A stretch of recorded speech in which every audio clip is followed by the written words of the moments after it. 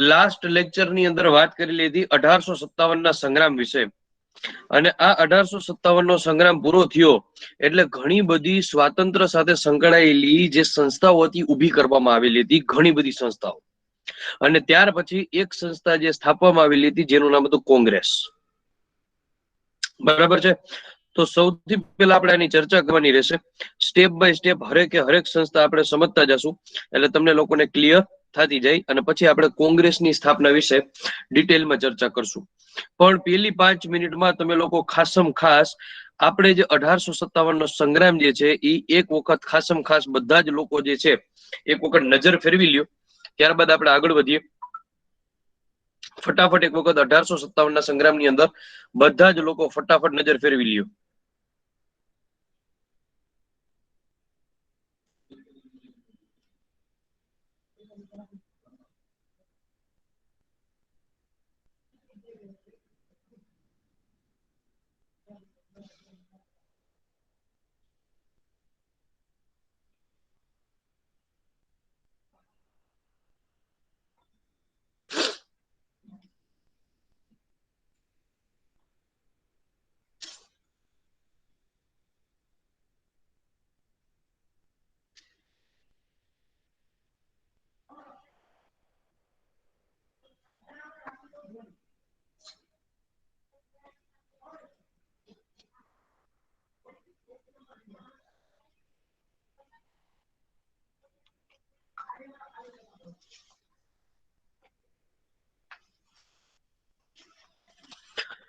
ફટાફટ એક વખત 1857 ના સંગ્રામની અંદર નજર ફેરવી લેજો ઝડપથી બધા લોકો, જે ગઈકાલે આપણે ફૂલ ડીપ ની અંદર કરેલો હતો.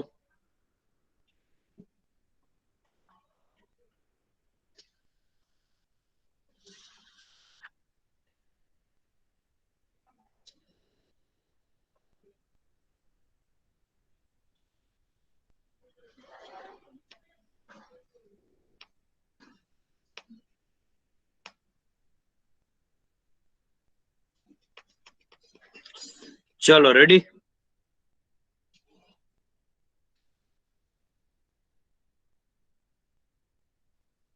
વંચાઈ જાય એટલે એક વખત મને ડન નો મેસેજ કરી દેજો.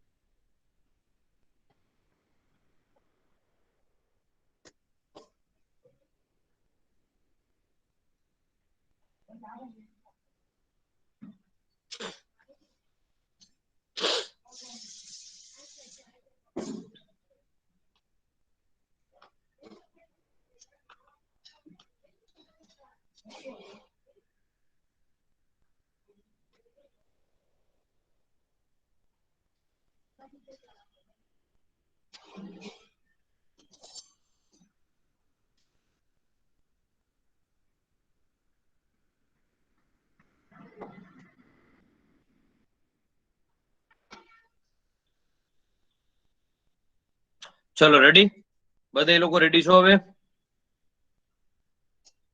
યસ. ચલો નેક્સ્ટ મુદ્દો લખો, ભારતીય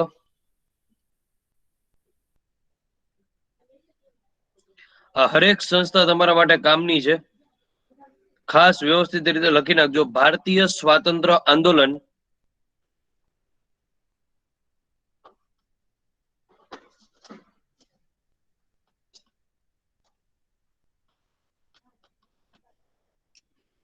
સાથે સંકળાયેલી સંસ્થાઓ.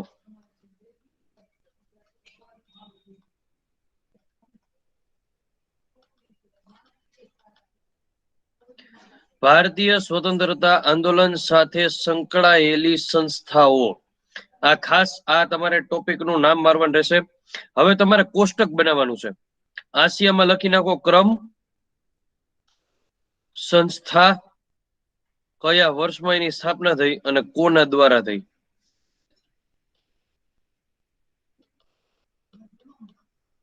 આવું કોષ્ટક બનાવી નાખો ભાઈ.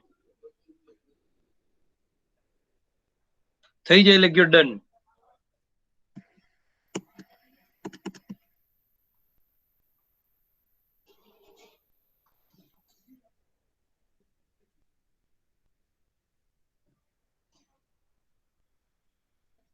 ડન છે.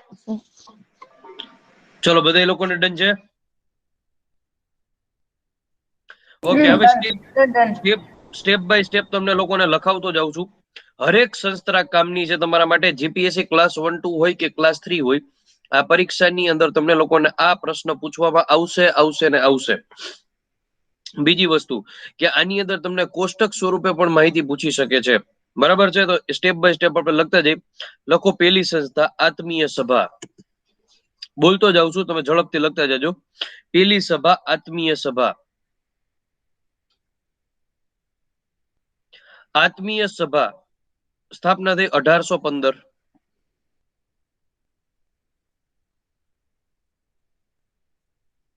સ્થાપક રાજા રામમોહન રોય. રાજા રામમોહન રોય. ઓકે, પ્રશ્ન પૂછો. રાજા રામમોહન રોયને રાજાની ઉપાધિ કયા રાજા દ્વારા આપવામાં આવેલી હતી?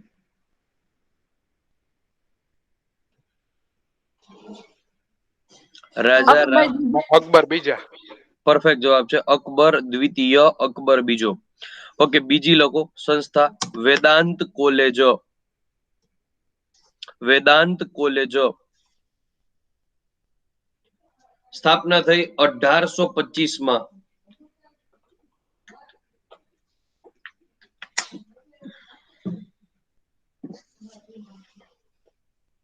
કોના દ્વારા કરવામાં આવી? રાજા રામમોહન રોય.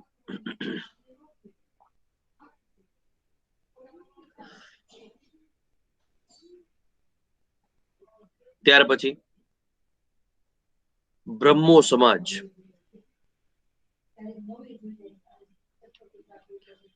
1828 બ્રહ્મો સમાજ. 1828 ઈ પણ રાજા રામમોહન રોય.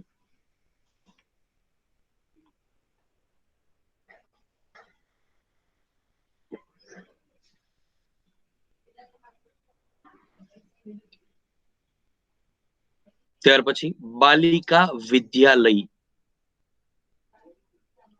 બાલિકા વિદ્યાલય.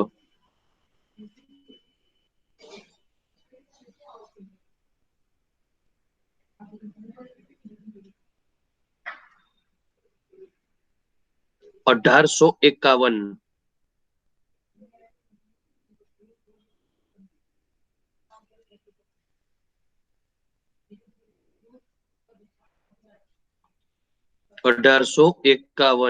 જ્યોતિબા ફૂલે.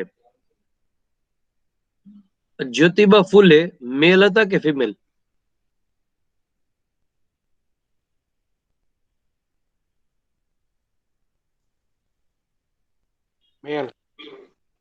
તો વાંધો બરાબર, પુરુષ હતા હો પાછા, જોજો જ્યોતિબા ફૂલે છોકરી નહોતા. ત્યાર પછી લખો East Indian association. East Indian association. East Indian association 1866 માં સ્થાપના થઈ.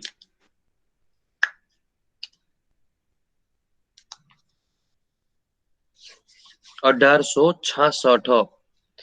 Dadabhai Naoroji. The grand old man in India તરીકે જેને ઓળખવામાં આવે છે દાદાભાઈ નવરોજી. નવસારીના વતની હતા. ત્યાર પછી વેદ સમાજ.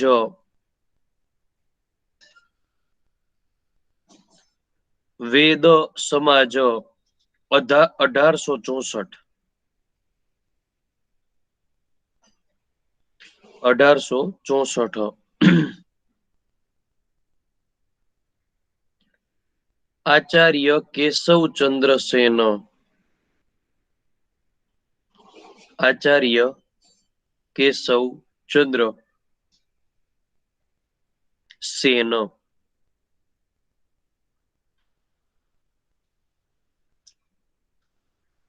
ત્યાર પછી પ્રાર્થના સમાજ. પ્રાર્થના સમાજ 1867. 67.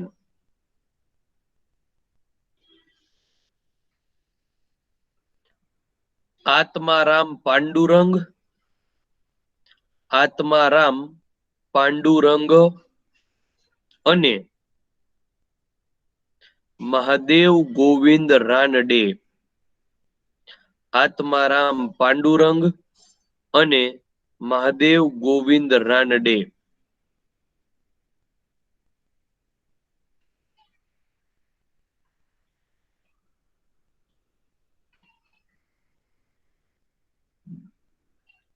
પ્રાર્થના સમાજ 1867, મહાદેવ ગોવિંદ રાનડે અને આપણા આત્મારામ પાંડુરંગ.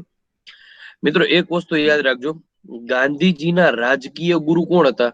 ગોપાલ કૃષ્ણ ગોખલે. અને આ ગાંધીજીના રાજકીય ગુરુ ગોપાલ કૃષ્ણ ગોખલે, ઈ ગોપાલ કૃષ્ણ ગોખલેના ગુરુ કોણ? તો મહાદેવ ગોવિંદ રાનડે. ફરીથી ગાંધીજીના ગુરુ કોણ? ગોપાલ કૃષ્ણ ગોખલે. અને ગોપાલ કૃષ્ણ ગોખલેના પણ ગુરુ કોણ? મહાદેવ ગોવિંદ રાનડે. આ ખાસ યાદ રાખજો. ત્યાર પછી સત્ય શોધક સમાજ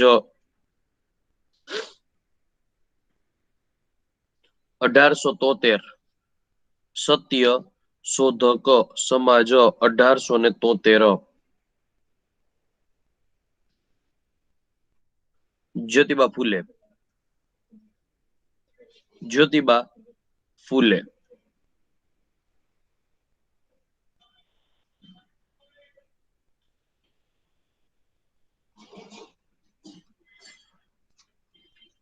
પછી તમે નામ સાંભળ્યું હશે, આર્ય સમાજની વિધિથી લગ્ન કર્યા. આર્ય સમાજની વિધિથી લગ્ન કર્યા, આવું તમે સાંભળેલું હશે. તો આર્ય સમાજ લખો. આર્ય સમાજની સ્થાપના 1875 માં થઈ. 1875, 1875 આર્ય સમાજ.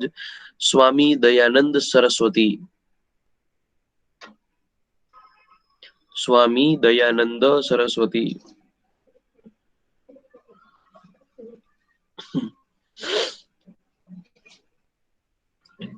ત્યાર પછી થિયોસોફિકલ સોસાયટી.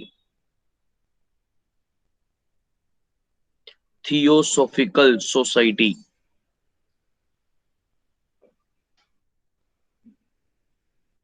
1882.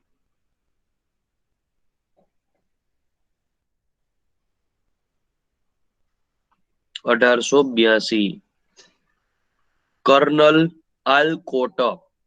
Colonel Olcott. આ પછી લ અડધો કોટ. આલકોટ. કર્નલ આલકોટ.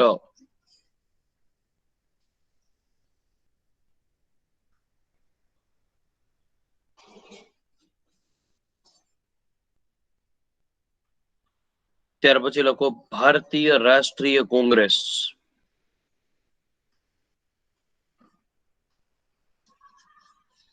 ભારતીય રાષ્ટ્રીય કોંગ્રેસ અને ભારતીય રાષ્ટ્રીય કોંગ્રેસ આવે 1885. કોણે સ્થાપના કરી ભાઈ? AOUમાં. AOUમાં.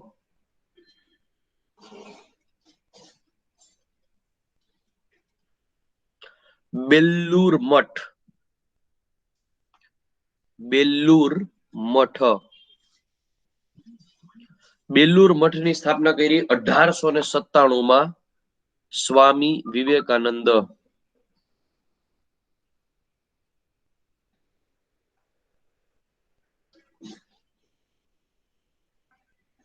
બેલ્લુર Math 1897, Swami Vivekananda.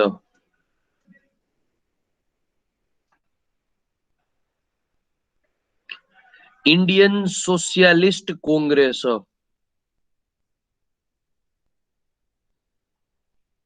Indian Socialist Congress. આ ઇન્ડિયન સોશિયાલિસ્ટ કોંગ્રેસની સ્થાપના થઈ 1887. 1887.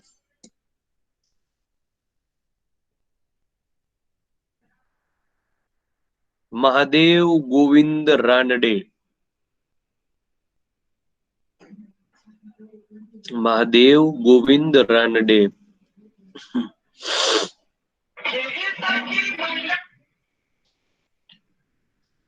ત્યાર પછી લખો રામકૃષ્ણ મિશન.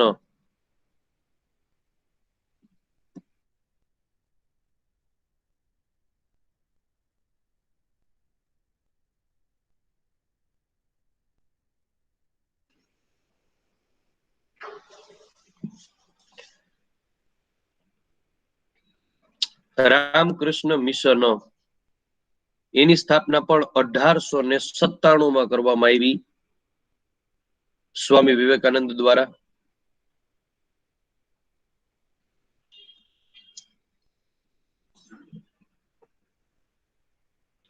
અને રામકૃષ્ણ પરમહંસ કોણ હતા?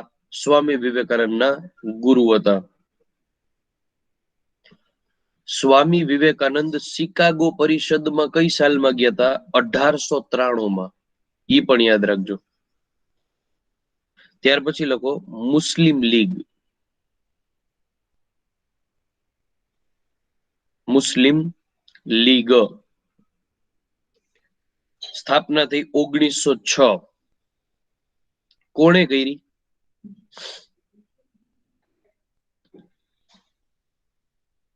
કોણે કરી? નહીં, અહમદ ખાન નહીં આવે, લખજો સલીમુલ્લા ખાન. સલીમ ઉલ્લા ખાન આ બાંગ્લાદેશના નવાબ હતા, નવાબ સલીમુલ્લા ખાન. અને જો સાથે એની ભેગા એક કાર્યકર્તા હતા જેનો પણ બહુ મોટો ફાળો હતો, જેનું નામ હતું આગા ખાન. આગા ખાન, નવાબ સલીમ ઉલ્લા ખાન અને આગા ખાન.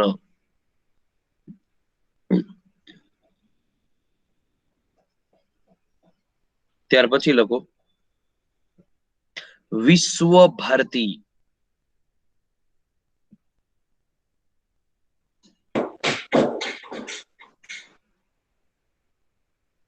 1921. આ 1921 એટલે ઈ વર્ષ કે જ્યારે કોંગ્રેસનું અધિવેશન ગુજરાતની અંદર ભરાયેલું હતું, ત્યારે વિશ્વ ભારતી સંસ્થાની સ્થાપના કરવામાં આવેલી હતી. કોણે કરી હતી આ વિશ્વ ભારતીની સંસ્થાની સ્થાપના? બોલો જોઈએ.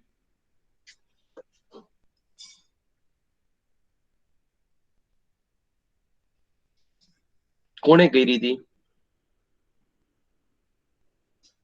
વિશ્વ ભારતી સંસ્થા? યાદ રાખજો, રવિન્દ્રનાથ ટાગોર.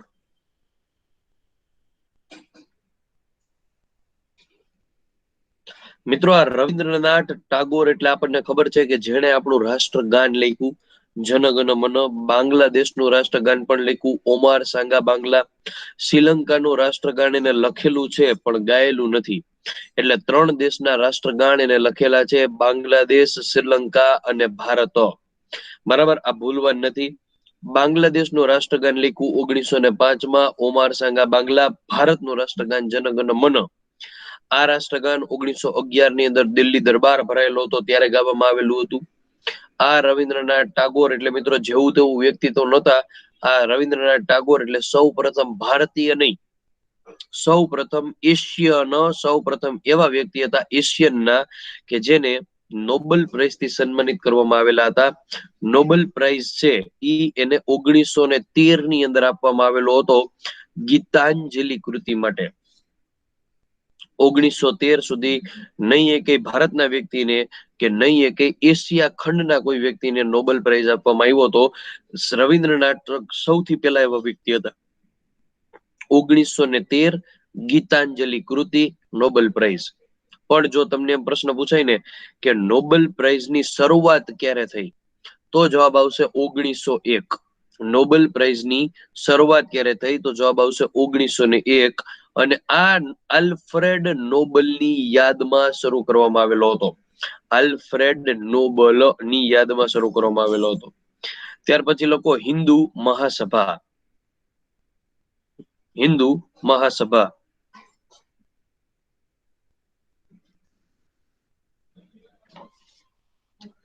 1915. 1915 કોણે સ્થાપના કરી? મદન મોહન માલવિયા. કોણે સ્થાપના કરી? મદન મોહન માલવિયા.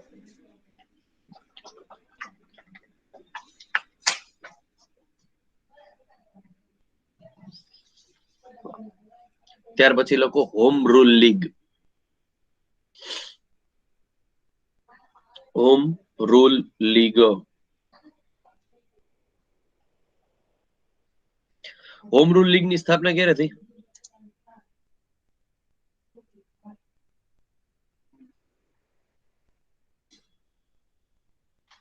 બોલો.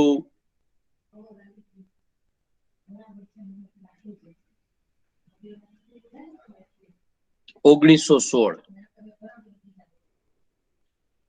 લોકમાન્ય તિલક અને એની બેસન્ટ.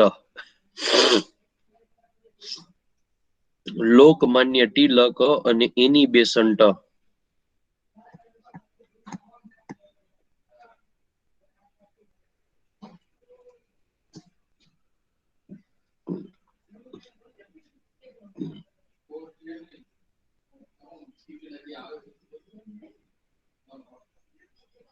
ત્યાર પછી ખિલાફત આંદોલન.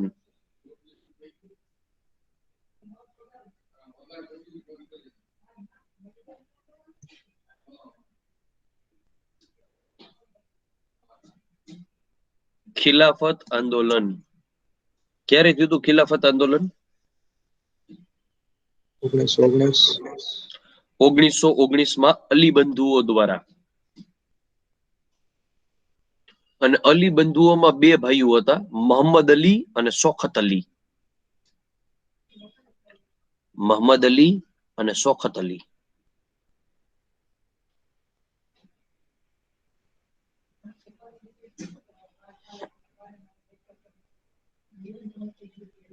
સ્વરાજ પાર્ટી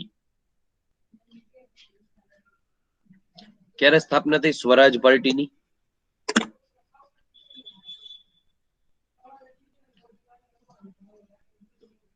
1923. કોના દ્વારા? અજયભાઈ. આપણા મોતીભાઈ નહેરુભાઈ. મોતીલાલ નહેરુ અને CR દાસ. મોતીલાલ નહેરુ કે દીનબંધુ? દેશબંધુ. મોતીલાલ નહેરુ અને CR દાસ. આ CR દાસ એટલે કે ચિત્તરંજન દાસ, જેને આપણે દેશબંધુ તરીકે ઓળખીએ છીએ.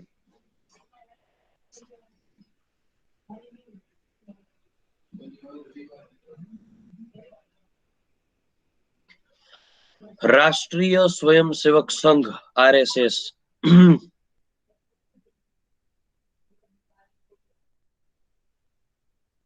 1925.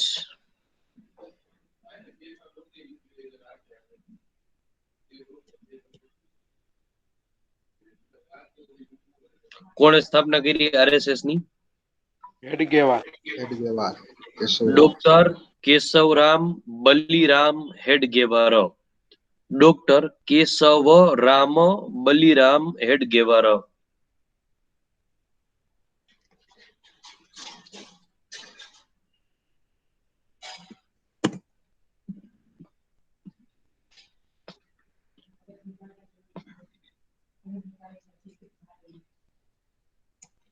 હિન્દુસ્તાન સોશિયાલિસ્ટ.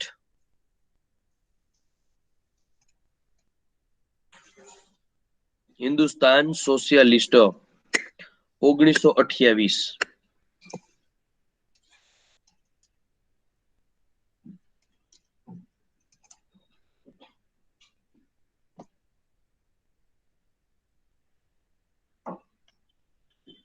ભગતસિંહ અને ચંદ્રશેખર આઝાદ.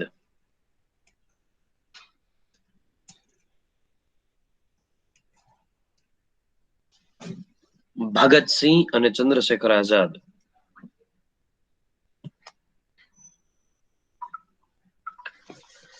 ત્યાર પછી ખુદાઈ ખિદમતગાર. ખુદાઈ ખિદમતગાર.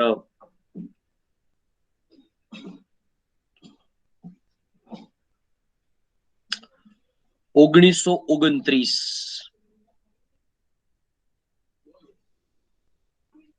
કોના દ્વારા? ખાન અબ્દુલ ગફાર ખાન.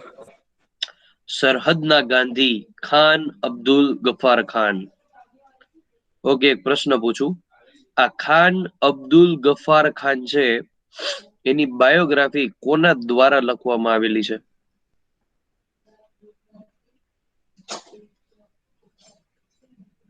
ખબર છે? અજયભાઈ, યોગેશભાઈ, રિદ્ધિ નથી મેડમ. ખબર છે. મહાદેવભાઈ દેસાઈ દ્વારા 1 જાન્યુઆરીએ જેનો બર્થડે આવે એવા મહાદેવભાઈ દેસાઈ ગાંધીજીના અંગત સચિવ, બરાબર છે. અને ગાંધીજીની બાયોગ્રાફી જે હતી સત્યના પ્રયોગો એને અંગ્રેજીમાં રૂપાંતર કર્યું the experiment with my truth કરીને. મહાદેવભાઈ દેસાઈ પોતે ડાયરી સાહિત્ય પ્રકાર લખતા હતા અને એણે આ ખાન અબ્દુલ ગફ્ફાર ખાનનું આખું જીવન ચરિત્ર લખેલું છે અને એને નામ આપ્યું છે બે ખુદાઈ ખિદમતગાર. ખિદમતગાર અબ્દુલ ગફાર ખાનની સંસ્થાનું નામ અને એની બાયોગ્રાફી નામ આગળ બે લગાડી દેવાનું, બે ખુદાઈ ખિદમતગાર. બરાબર, આ યાદ રાખજો. ત્યાર પછી હરિજન સેવક સંઘ. હરિજન સેવક સંઘ 1932 માનનીય ગાંધી બાપુ.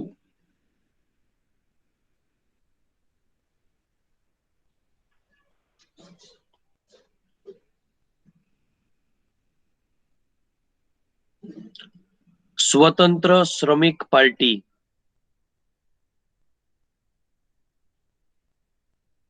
સ્વતંત્ર શ્રમિક પાર્ટી 1936.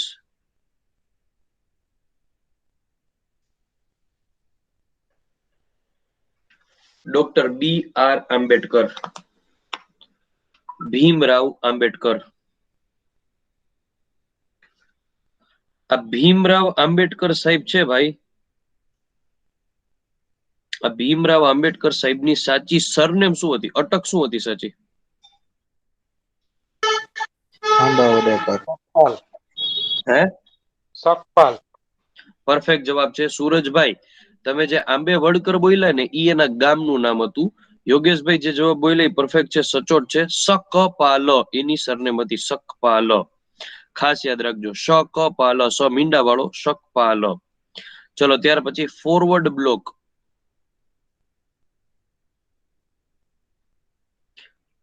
ઓગણીસો 39.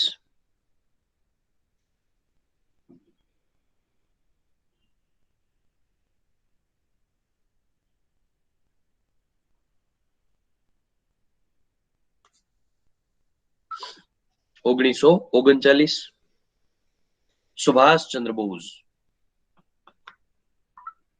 સુભાષચંદ્ર બોઝ.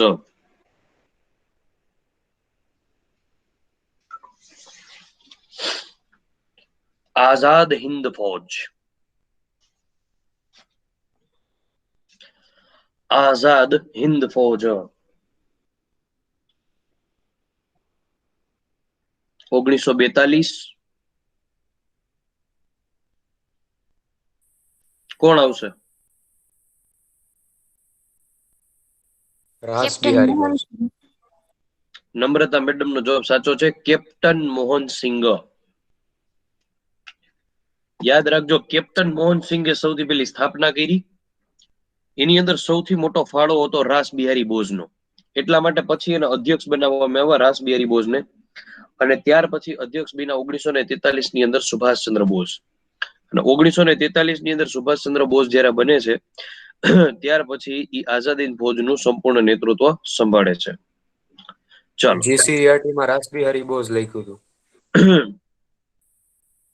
જીસીઆરટી ની અંદર પાઠ નંબર 8 ની અંદર, ધોરણ 8 ની અંદર પાઠ નંબર 5મો છે, એમાં રાસ બિહારી બોઝે લખેલું છે સાહેબ. અને એની સાથે કેપ્ટન મોહન સિંઘે લખેલું છે. પણ એનું હેન્ડલિંગ કેપ્ટન મોહનસિંહ કરતા હતા, સ્થાપના રાસ બિહારી બોઝ જ લખ્યું છે એમાં. સરજી, જે ગ્રંથ નિર્માણ બોર્ડની બુક છે ને એની અંદર પણ કેપ્ટન મોહન સિંહ જ દર્શાવવામાં આવેલું છે ને રાસ બિહારી બોઝ. જે રીતે મુસ્લિમ લીગની સ્થાપના થઈને એની અંદર નવાબ સલીમુલ્લાહ ખાન એની સાથે આગા ખાનનું નામ પણ આવે છે, એ જ રીતે આમાં રાસ બિહારી બોઝની સાથે કેપ્ટન મોહન સિંહ પણ લખવું જ પડે. રેડી અજયભાઈ? વેરીફાઈ કરી લઈશ એકવાર. હું પણ કરી લઈશ, મને તો ખ્યાલ છે, છતાં તમે કહો છો તો હું કરી લઈશ. આમાં રેડી? મને પહેલેથી મતભેદ છે જ, એટલે રાસબિહારી બોઝ લખ્યું હતું એટલે હું કહું છું. મતભેદ તો 1945 માં સુભાષચંદ્ર બોઝ મરી ગયા કે જીવે એનોય હે, પણ એવા પ્રશ્ન નહીં તો હવે તો પૂછાય. મરી જ ગયા છે. હવે એમાં મને જીવતા મતભેદ નથી. હવે જીવતા હોય તો ગ્રીનિસ બુક ઓફ વર્લ્ડ રેકોર્ડમાં નામ આવે મોટા. ચાલો, હવે આપણે વાત કરીએ કોંગ્રેસની. બરાબર, આ સંસ્થાઓ છે ને ઈ તમને લોકોને જોડકા જોડોમાં પૂછાઈ શકે. બરાબર છે કે ભાઈ વેદાંત કોલેજની સ્થાપના ક્યારે થઈ? 1825 ની અંદર. આરએસએસ ની સ્થાપના ક્યારે થઈ? 1925 ની અંદર. તો આવી રીતે તમને છે ને કંઈક ને કંઈક રીતે છે ને જોડકા જોડોમાં અથવા તો એના સ્થાપક અને સંસ્થા અથવા તો સ્થાપક અને એના વર્ષ જોડકા જોડોમાં પૂછી શકે. તમને ખબર છે કે 2 થી 3 માર્કના પીઆઈ માં કે એમાં બધી જગ્યાએ જોડકા આવતા હોય છે, જીપીએસસી માં, એસટીઆઈ માં. તો ખાસ એ ધ્યાન રાખજો. ઓકે ભાઈ, આજે 3જી તારીખ થઈ ગઈ છે. 9મી તારીખે આપણો આરએમસી ના ફોર્મ ભરવાનો લાસ્ટ દિવસ છે. કદાચ કોઈએ ન ભર્યું હોય ને આરએમસી નું ફોર્મ તો ભરી દેજો. રાજકોટ મ્યુનિસિપાલિટી કોર્પોરેશન નું આઈ થિંક લગભગ બધાએ ભરી દીધું હશે. બરાબર, કોઈએ ન ભર્યું હોય એવું કોઈ ખરું? મેં નથી ભર્યું sir. Okay, Riddhi madam. Okay, તો જે લોકોએ નથી ભર્યું તો એ લોકોને કહીશ કે ભાઈ ભરી દેજો વહેલી તકે. એનો સિલેબસ બહુ સહેલો છે. 40 માર્કનું કોમ્પ્યુટર આવે છે. આમ તો સિલેબસ એ લોકોએ આપ્યો નથી, પણ જે લાસ્ટ યર નો સિલેબસ હતો ને એ હું તમને કહું છું. બરાબર, 40 માર્કનું એની અંદર કોમ્પ્યુટર આવે છે. એના સિવાય 15 માર્કનું એની અંદર ગુજરાતી પૂછાય છે. 15 માર્કનું એની અંદર ઇંગ્લિશ પૂછાય છે. અને બાકીના 30 માર્કનું એની અંદર જનરલ આવે છે. જનરલ ની અંદર કરંટ અફેર આવી જાય, સાયન્સ આવી જાય, હિસ્ટ્રી, કલ્ચર, મેથ્સ, રીઝનિંગ બધું જ એ 30 માર્કની અંદર આવી જાય. બરાબર છે, તો ટૂંકમાં તમારે આ 3 વિષય ઉપર પૂરેપૂરું ફોકસ કરો એટલે તમારા 40 ને 30 70 માર્ક રોકડા થઈ ગયા. અને બાકીના બધા વિષય ઉપર તમે ઉપર છેલ્લી નજર મારો એટલે એમાંથી 10 માર્ક ખેંચાઈ જાય એટલે 80 માર્ક આવી જાય. બરાબર, ફરીથી કહું, 40 માર્કનું કોમ્પ્યુટર, 15 માર્કનું મેથ્સ, 15 માર્કનું ગુજરાતી, 15 માર્કનું અંગ્રેજી અને બાકીના 30 માર્કનું જનરલ. બરાબર, હવે તમારા લોકોને જો કોમ્પ્યુટર કરવું હોય ને આખે આખું ફ્રી ઓફ, તો અનએકેડમીની લર્નિંગ એપ્લિકેશન ઉપર 11મી ફેબ્રુઆરી થી રોજ બપોરે 12 વાગે કોમ્પ્યુટર હું તમને લોકોને કરાવીશ. એપેન્ડિક્સ જી અને એચ જે આપણા કોર્સમાં છે ઈ. જો તમારા લોકોએ શીખવું હોય તો મફત છે, આવી જાજો.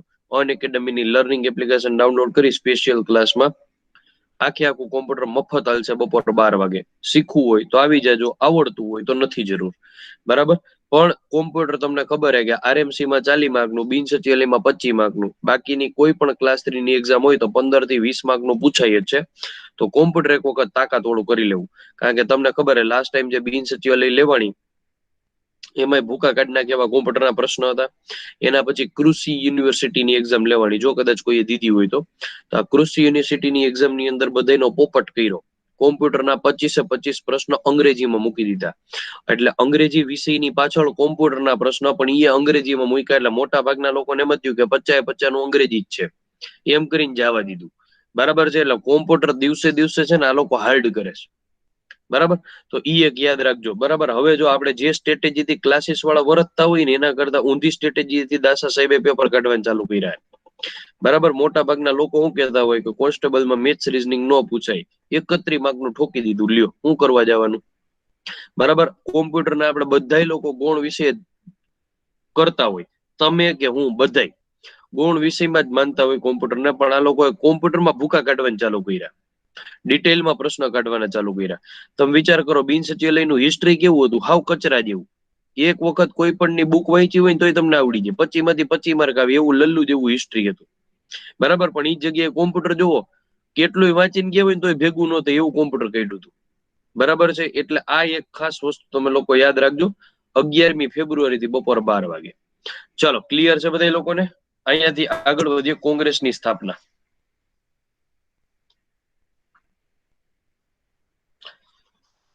ચલો, 2-3 પ્રશ્નો પૂછું. કોંગ્રેસની સ્થાપના કઈ તારીખે કયા વર્ષમાં થઈ?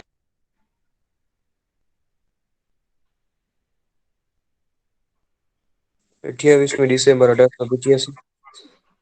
28મી ડિસેમ્બર 1885 કોના દ્વારા? એલન ઓક્ટેવિયન હુમ ને રમેશચંદ્ર બેનર્જીના સહયોગથી. Very good. AO હ્યુમ અને વ્યોમેશચંદ્ર બેનર્જીના સહયોગથી. વ્યોમેશચંદ્ર બેનર્જીને આપણે ઓળખવામાં આવે છે WC બેનર્જી, વ્યોમેશચંદ્ર બેનર્જી. ઓકે, હવે પ્રશ્ન પૂછું. કોંગ્રેસ શબ્દ આપણે ક્યાંથી લઈ આવ્યા? યુએસએ ની સંસદનું નામ છે. Very good. ઉપલું ગૃહ કે નીચલું ગૃહ? ઉપલું ગૃહ. તો નીચલા ગૃહનું નામ શું છે? Senate. House of common. House of common અથવા હાઉસ ઓફ પીપલ. બરાબર છે. ઓકે, ઉપલા ગૃહનું નામ છે કોંગ્રેસ. ઓકે, પણ હું તમને એમ કહું, ભારતની અંદર કોંગ્રેસ શબ્દ પ્રચલિત કોણે કર્યો?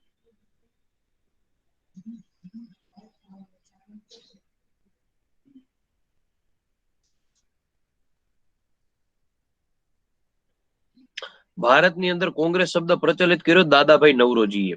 ઓકે, બીજી વસ્તુ કે 1885 ની અંદર જ્યારે કોંગ્રેસની સ્થાપના થઈ ત્યારે કયું પદ હતું? ગવર્નર હતું, ગવર્નર જનરલ હતું, વાઇસરોય હતું કે કયું ભારતનો ગવર્નર હતું? વાઇસરોય. કોણ હતો અજયભાઈ? ડફરીન. લોર્ડ ડફરીન. ઓકે, આ લોર્ડ ડફરીન હતો. અને કોંગ્રેસ છે એના ગુજરાતમાં કુલ કેટલા અધિવેશન ભરાયેલા છે? 3. 4. 4. રિદ્ધિ મેડમ, 4 ના નામ બોલો તો કઈ કઈ સાલમાં? 1902, 1907 અને એક્ઝેક્ટ યાદ નથી સર બાકી. બાકીના બે? 1921, 1938. વેરી ગુડ નમ્રતા મેડમ. 1902, 1907, 1921, 1938 આ 4 અધિવેશન ભરાયેલા હતા, ખાસ યાદ રાખજો. પણ હું તમને પ્રશ્ન પૂછું ભાઈ કે કોંગ્રેસના સૌથી વધારે અધિવેશનો કઈ જગ્યાએ ભરાયેલા હતા? સૌથી વધારે કલકત્તા. કલકત્તામાં. કેટલી વખત યોગેશભાઈ? ખ્યાલ નથી, 11 કે 12 વખત. 10 વખત. કેટલી વખત? 10 વખત. આ 10 નો આંકડો આવે ને એટલે મને બીજી એક વસ્તુ યાદ આવે કે સૌથી વધારે બજેટ કોણે રજૂ કર્યું? મોરારજી દેસાઈ. મોરારજી દેસાઈ 10 કેટલી વાર? 10 વાર. બરાબર. અને 10 વાર. પોતાના બર્થડે ઉપર કેટલી વાર? 2 વાર. કેમ 2 જ વાર? 29 ફેબ્રુઆરી આવે ને. 29 ફેબ્રુઆરી આવે એટલે. અને આ મોરારજીભાઈ દેસાઈ એટલે એવા વ્યક્તિ જે પેલા બિન કોંગ્રેસી વડાપ્રધાન હતા. ભારત દેશના વડાપ્રધાન થયા ઈ પેલા ઈ ક્યાં હતા? તો કે મહારાષ્ટ્રના CM હતા.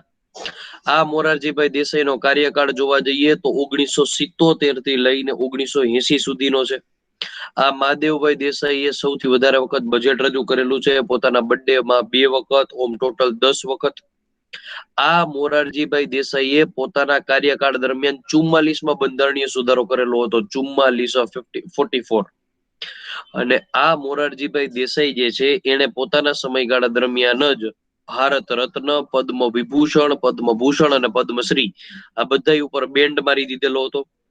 અને આ જ મોરારજીભાઈ દેસાઈને 2 દેશના સર્વોત્તમ એવોર્ડ મળેલા છે, જેમાં પહેલા નંબરે ભારત રત્ન અને બીજા નંબરે પાકિસ્તાનનો સર્વોત્તમ એવોર્ડ નિશાન-એ-પાકિસ્તાન.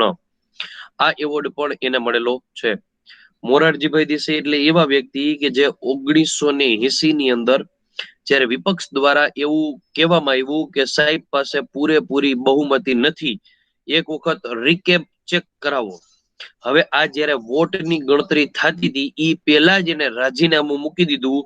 એવા વ્યક્તિ એટલે મોરારજીભાઈ દેસાઈ. મોરારજીભાઈ દેસાઈએ મહાગુજરાત આંદોલન નહીં થવા માટે ઘણા પ્રયત્નો કર્યા હતા. ગુજરાત અલગ પાડવા દેવા માંગતા નહોતા. અને મોરારજીભાઈ દેસાઈએ મહાગુજરાત આંદોલન દરમિયાન કીધેલું હતું કે જરૂર પડશે તો હું ઊભો રહી અને ગોળીબાર કરાવડાવીશ. જરૂર પડશે તો હું ઊભો રહી અને ગોળીબાર કરાવડાવીશ. અને એને પાછો બીજો એવો ડાયલોગ માર્યો હતો કે એની સામે આપણા હરિહર ખંભોળજાએ ડાયલોગ માર્યો હતો કે એક નહીં 11 મોરારજી આવે અને 22 નહેરુ આવે ને તોય મહાગુજરાત થતું કોઈ અટકાવી શકશે નહીં. બરાબર, તો ઈ મોરારજીભાઈ દેસાઈ ઈ 10 વખત તમારે યાદ રાખવાનું. બરાબર, બીજા મદ્રાસમાં ભરાણા હતા સૌથી વધારે કોંગ્રેસના અધિવેશન 7 વખત. પછી મુંબઈમાં ભરાણા હતા આઈ થિંક 6 વખત અને દિલ્હીમાં 5 વખત અને ગુજરાતમાં 4 વખત. હવે હું તમને પ્રશ્ન એમ પૂછું કે આપણા જે ગાંધી બાપુ કોંગ્રેસના અધ્યક્ષ બન્યા માત્ર ને માત્ર એક વખત કઈ સાલમાં? 1924 માં. બેલગામ અધિવેશન. વાહ, વેરી ગુડ. બેલગામ અધિવેશન અને 1924 માં. તો કોંગ્રેસની અંદર સૌ પ્રથમ મહિલા અધ્યક્ષ ક્યારે અને ક્યાં? સરોજિની નાયડુ 1925 કાનપુર. ખોટો જવાબ છે. જો યોગેશભાઈ 1917. પરફેક્ટ જવાબ છે. હું ખાલી મહિલા બોલ્યો એટલે 1917 એની બેસન્ટ આવશે. સૌ પ્રથમ ભારતીય મહિલા 1925 સરોજિની નાયડુ. બરાબર છે. ઓકે, 1900 ઓકે, એક થોડોક ટ્રિકી પ્રશ્ન પૂછું, થોડોક ટ્રિકી. દર વર્ષે કોંગ્રેસનું છે ને એક જ અધિવેશન ભરાતું હતું, પણ એવી કઈ સાલ હતી કે જેમાં કોંગ્રેસના અધિવેશન એક વર્ષમાં 2 વખત કરવાની જરૂર પડી હતી?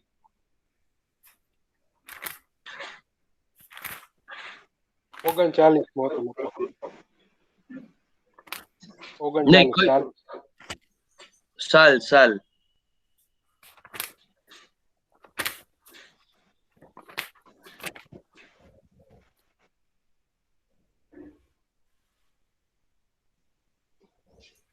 ખબર છે? યાદ રાખજો, 1918 અને 1920. 1918 અને 1920. 1918 આપણે યાદ રાખી લેવાનું, ખેડા સત્યાગ્રહ થયો હતો, અમદાવાદ મિલ મજૂર સત્યાગ્રહ થયો હતો. 1920 ની અંદર અસહકારની ચળવળ થયેલી હતી. બરાબર છે. 1920 ની અંદર લોકમાન્ય ટિલકનું મૃત્યુ પણ થયેલું હતું. ટિલક ફંડ ચાલુ કરવામાં આવેલું હતું. 1918 અને 1920 આ બે એવા હતા કે જેની અંદર આપણે લોકોએ શું કરવું પડ્યું હતું? બે અધિવેશન બોલાવવા પડ્યા હતા. આ યાદ રાખવાનું રહેશે. ડન છે? ચાલો, નમ્રતા મેડમ તમારું માઇક બંધ કરી દો, તો ભૂલી ગયા છો તમે. ચલો, હવે કોંગ્રેસની આપણે ચર્ચા કરીએ. લખતા જજો મારી સાથે સાથે. કોંગ્રેસની સ્થાપના ક્યારે થઈ? 1885. 28 ડિસેમ્બર 1885. 28મી ડિસેમ્બર 1885. કોના દ્વારા? A.O. Hume, Allan Octavian Hume. Congress શબ્દ આપણે ક્યાંથી લઈ આવ્યા?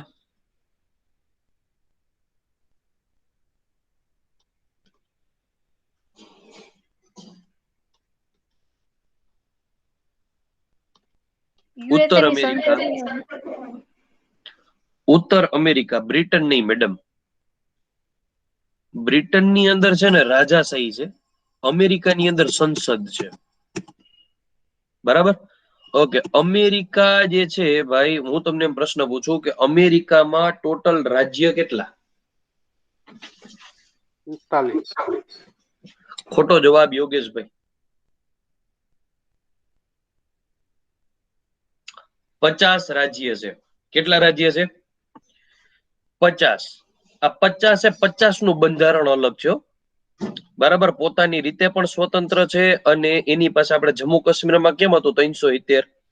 બરાબર, કે પોતાનું બંધારણ પણ અલગ, દેશના બંધારણ સાથે પણ સંકળાયેલું.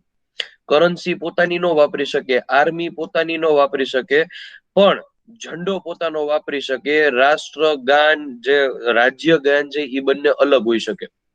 બરાબર, તો આ તમારે લોકોએ ખાસ યાદ રાખવાનું રહેશે. ઉત્તર અમેરિકાની સંસદના ઉપલા ગૃહનું નામ છે. અને આ કોંગ્રેસ શબ્દનો ભારતની અંદર સૌથી વધારે પ્રચાર પ્રસાર કર્યો હતો અને પ્રચલિત કર્યો હતો ઈ વ્યક્તિ એટલે દાદાભાઈ નવરોજી.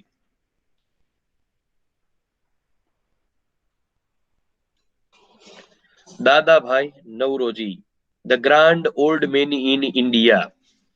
ઓકે, આ કોંગ્રેસની સ્થાપના કઈ જગ્યાએ કરવામાં આવી? મુંબઈની અંદર. અને મુંબઈની અંદર કઈ જગ્યાએ? પ્રોપર લોકેશન પૂછવામાં આવે તો ગોપાળદાસ તીર્થપાળ સંસ્કૃત મહાવિદ્યાલયની અંદર.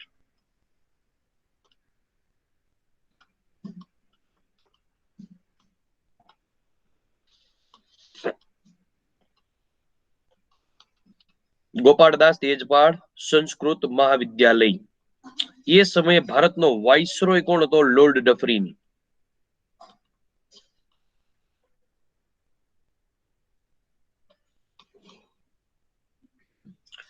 ચલો, ક્લિયર છે?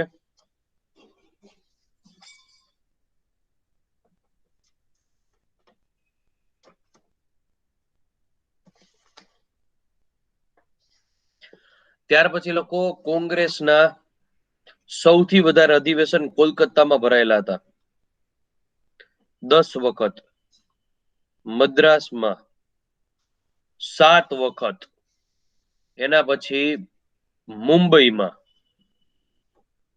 6 વખત અને દિલ્હી 5 વખત, ગુજરાત 4 વખત. કાઉન્સમાં લખી નાખો 1902, 1907, 21, 38.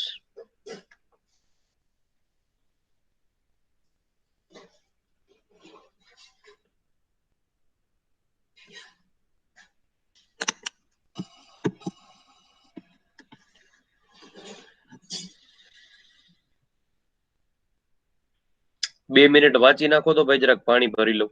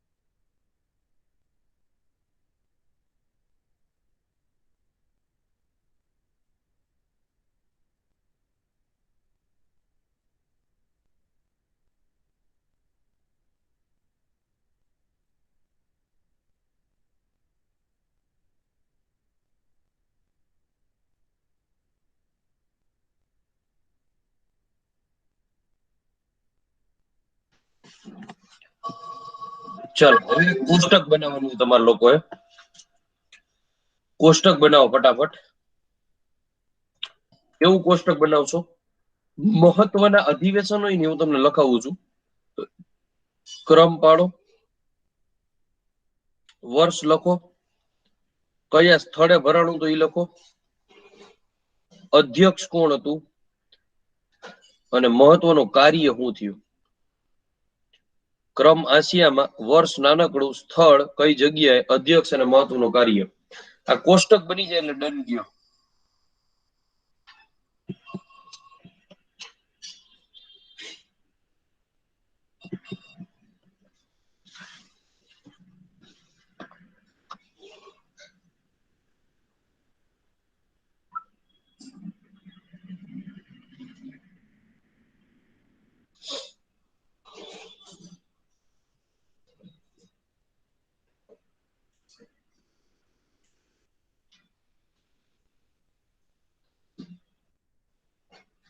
બની ગયું કોષ્ટક?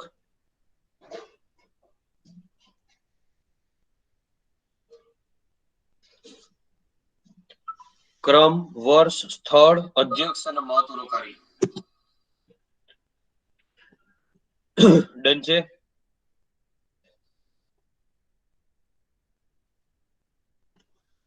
બોલો.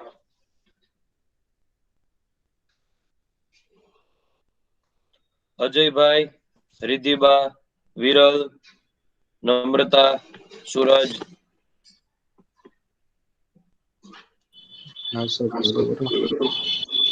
ઓકે, ચલો આગળ વધીએ. આ કોષ્ટકની અંદર સ્ટેપ બાય સ્ટેપ માહિતી બોલતો જાઉં છું, ફટાફટ લખતા રહેજો. બરાબર. સૌથી પહેલા 4 અધિવેશન કામના. એકડો બગડો તગડો ચોગડો 4 લખી નાખો. 1885, 1886, 1887, 1888. પહેલા 4 અધિવેશન ખૂબ જ કામના. 85, 86, 87, 88.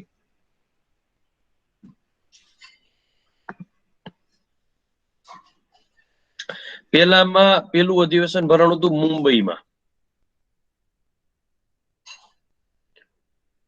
બીજું ભરાણું કોલકાતામાં.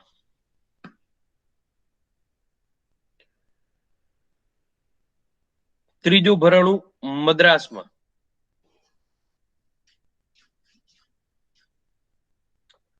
ચોથું ભરાણું અલ્હાબાદ, એટલે કે એનું હાલનું નામ છે પ્રયાગરાજ. મુંબઈ, કોલકાતા, મદ્રાસ, અલ્હાબાદ. મુંબઈ, કોલકાતા, મદ્રાસ, અલ્હાબાદ. મુંબઈ, કોલકાતા, મદ્રાસ, અલ્હાબાદ.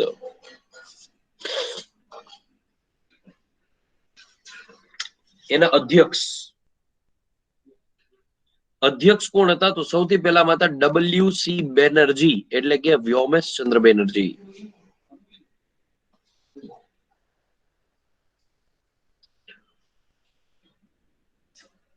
બીજામાં હતા દાદાભાઈ નવરોજી.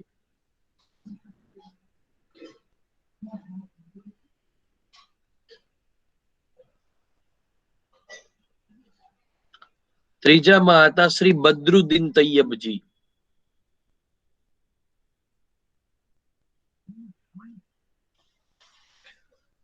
ચોથામાં હતા જ્યોર્જ યુલ. George you'll.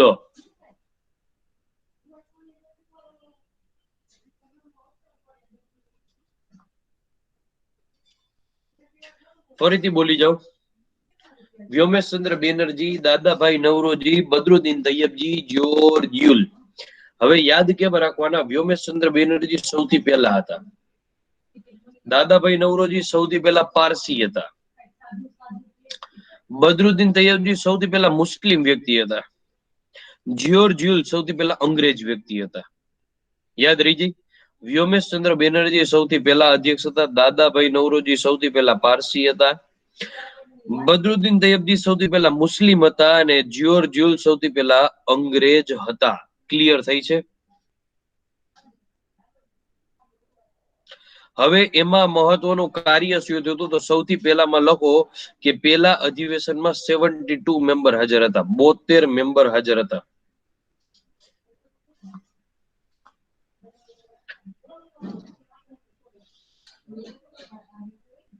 બીજામાં 432 મેમ્બર હાજર હતા.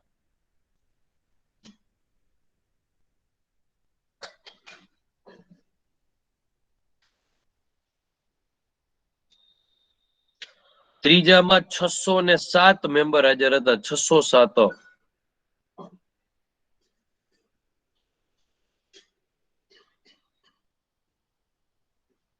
અને ચોથામાં સૌથી હાઈએસ્ટ મેમ્બર હાજર હતા અને હતા 1248.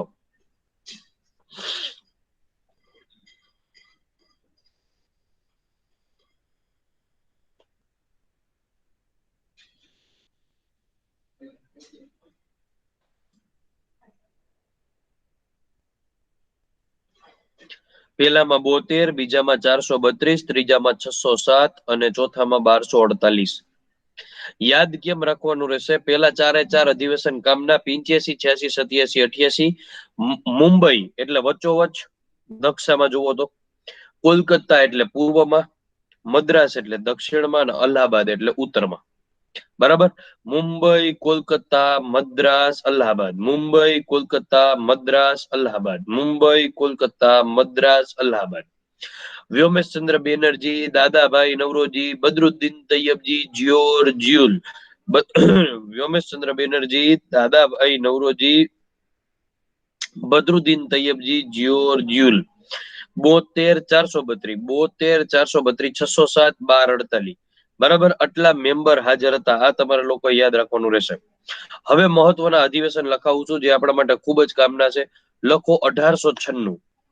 1896 નું અધિવેશન આપણા માટે કામનું. ભરાણું તો કોલકાતામાં.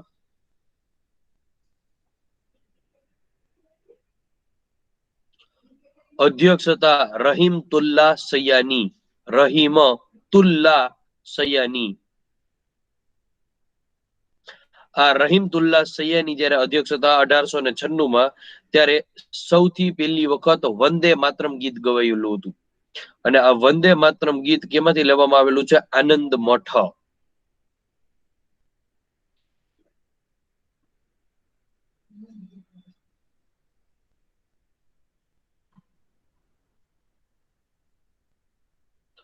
પછી લખો 1906.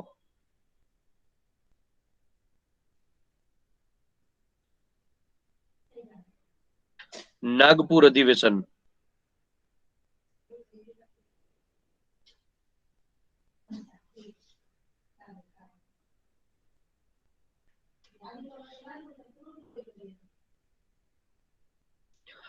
આ નાગપુર અધિવેશનના અધ્યક્ષ કોણ હતા? દાદાભાઈ નવરોજી.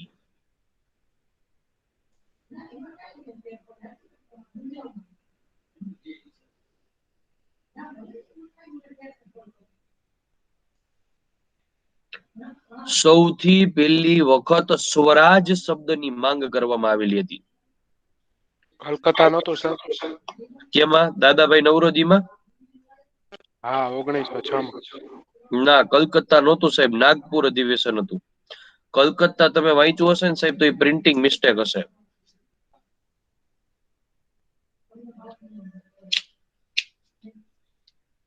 ગૂગલ માં કલકત્તા બતાવે. જોઈ લો કમ, તો મારી મિસ્ટેક હોઈ શકે.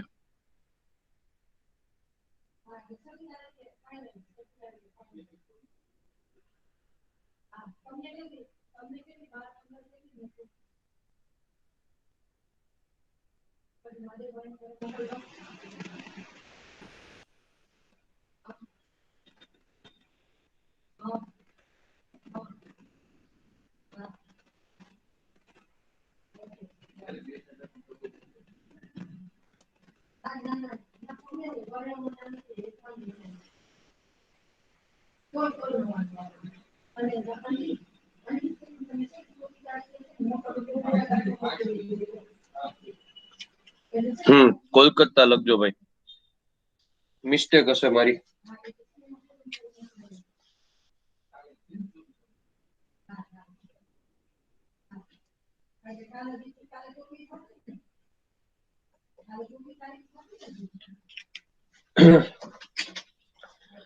ત્યાર પછી 1907 આપણા સુરતમાં ભરાયેલું હતું. રાસ બિહારી ઘોષ.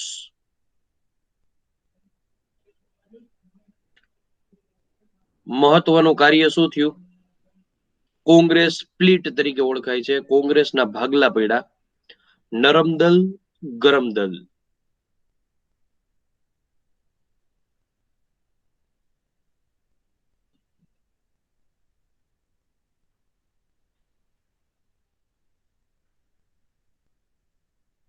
ઓગણીસો 11 કોલકાતા અધિવેશન.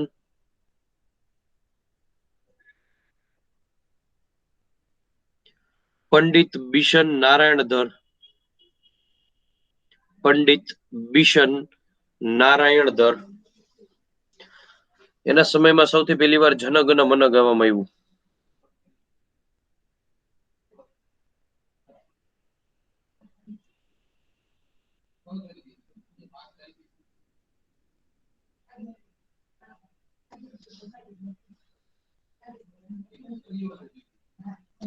ઓગણીસો 24 બેલગામ અધિવેશન.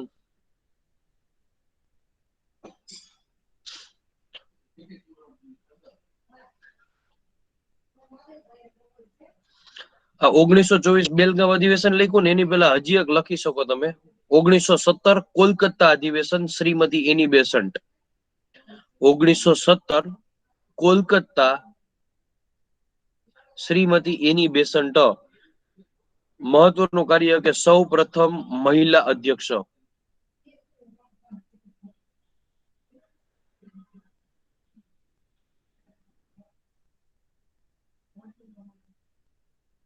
સૌ પ્રથમ મહિલા અધ્યક્ષ.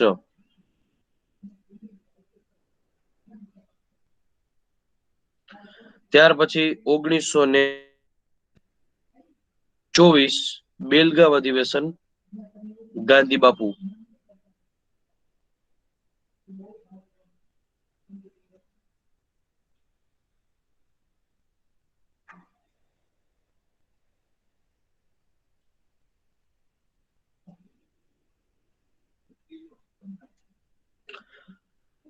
ત્યાર પછી યાદ રાખી શકો તમે મહત્વનું અધિવેશન 1925 સરોજીની નાયડુ કાનપુરમાં ભરાયેલું હતું. 1925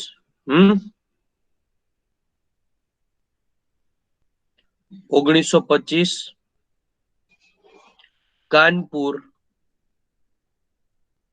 સરોજીની નાયડુ. સૌ પ્રથમ ભારતીય મહિલા અધ્યક્ષ.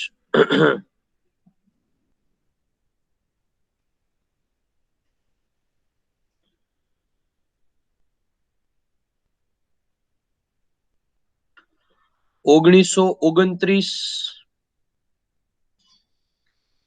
લાહોર અધિવેશન.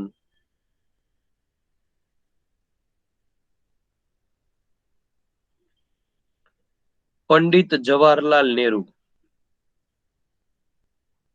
1929 પંડિત જવાહરલાલ નહેરુ લાહોર અધિવેશન. પૂર્ણ સ્વરાજની માંગ કરવામાં આવેલી હતી. પૂર્ણ સ્વરાજની ઘોષણા. અને પૂર્ણ સ્વરાજ દિવસ કયો ઉજવાણો?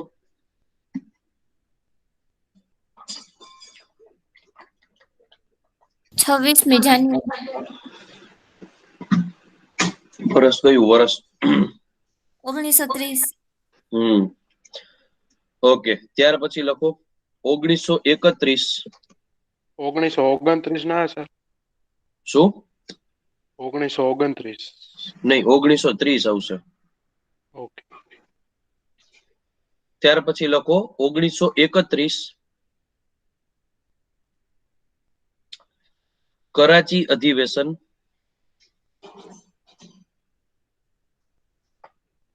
સરદાર પટેલ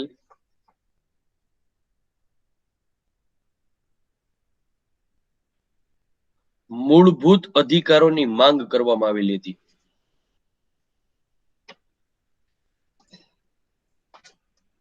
મૂળભૂત અધિકારોની માંગ કરવામાં આવેલી હતી. બંધારણની અંદર મૂળભૂત અધિકારો ભાગ કેટલામો? 4. ખોટું. 5. ખોટું.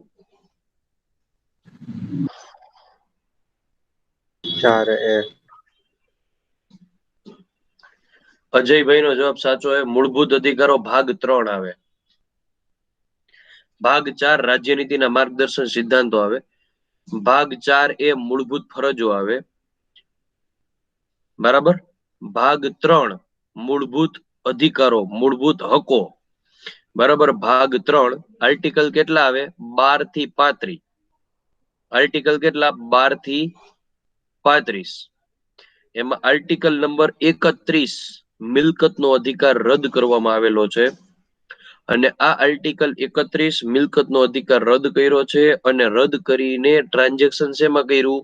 300A માં. 300A. 300A માં. કાનૂની અધિકાર તરીકે. કાનૂની અધિકાર તરીકે. બરાબર. આર્ટિકલ 32 માં રીટ આપેલી છે. બરાબર. જે સુપ્રીમ કોર્ટની રીટ છે. હાઈકોર્ટની રીટ એટલે 2 to 6. બરાબર. અને યોગેશભાઈ તમે જે ભાગ 4 બોલ્યા ઈ શું આવે? રાજ્યનીતિના માર્ગદર્શન સિદ્ધાંતો. અને ભાગ 4A મૂળભૂત ફરજો. ફરજ ટોટલ કેટલી છે? 11 ફરજ છે. પેલા ટોટલ 10 ફરજ હતી અને 11મી ફરજ 6 થી 14 વર્ષના બાળકોને મફત અને ફરજિયાત શિક્ષણ વર્ષ 2002 ની અંદર બંધારણીય સુધારો કરી 11મી ફરજ એડ કરવામાં આવી. અને આ 11મી ફરજ જે એડ કરી એ ફરજ કોની છે? છોકરાઓની ફરજ છે. 6 થી 14 વર્ષના બાળકોને મફત અને ફરજિયાત શિક્ષણ. બરાબર, જે ફરજ છે એ કોની છે? મમ્મી પપ્પાની છે કે ભણાવવો જોઈએ. પણ એ છોકરા માટે હક છે કે મારે ભણવું જ જોઈએ 6 થી 14 વર્ષમાં. અને હક એને આપવામાં આવ્યો 21A ની અંદર. મૂળભૂત હક 21A. આ પણ યાદ રાખજો. રેડી? બંધારણ થોડુંક વ્યવસ્થિત કરજો એટલે તમને વાંધો ન આવે, કારણ કે બંધારણના તો પ્રશ્ન થોડાક ભયાનક પૂછે છે. બરાબર, સ્ટેટમેન્ટ વાળાને એવા હોય છે, તો તમને વ્યવસ્થિત રીતે યાદ રહે એવું જરૂરી છે. બરાબર, ચાલો પછી ભાગ 5 તો આપણને ખબર જ છે. 52 થી 151. 52 નંબર રાષ્ટ્રપતિ, 54 નંબર રાષ્ટ્રપતિની ચૂંટણી, 61 નંબરમાં અભિયોગ છે. બરાબર, એટર્ની જનરલ 76 નંબર છે. એ જ રીતે 79 સંસદ, 80 લોકસભા, 81 રાજ્યસભા, 81 લોકસભા, 100 નંબર કોરમ છે, 124 સુપ્રીમ કોર્ટ છે, 108 સંયુક્ત બેઠક છે, 110 નંબર નાણાકીય બિલ છે, 112 નંબર બજેટ વાર્ષિક નાણાકીય પત્રક છે, 118 નંબર લોકસભાનો અધ્યક્ષ છે હોય આપણા સંયુક્ત બેઠકની અંદર અધ્યક્ષ તરીકે હોય છે. આ બધું તમને જનરલી ખબર જ હશે. ચલો આગળ વધીએ. 1938 સુરત હરિપુરા. 1938 સુરત હરિપુરા.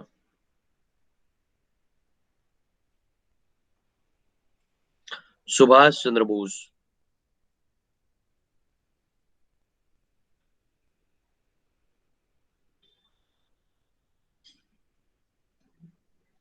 કાર્ય થયું, રાષ્ટ્રીય આયોજન સમિતિનું ગઠન કરવામાં આવ્યું. રાષ્ટ્રીય આયોજન સમિતિનું ગઠન કરવામાં આવ્યું.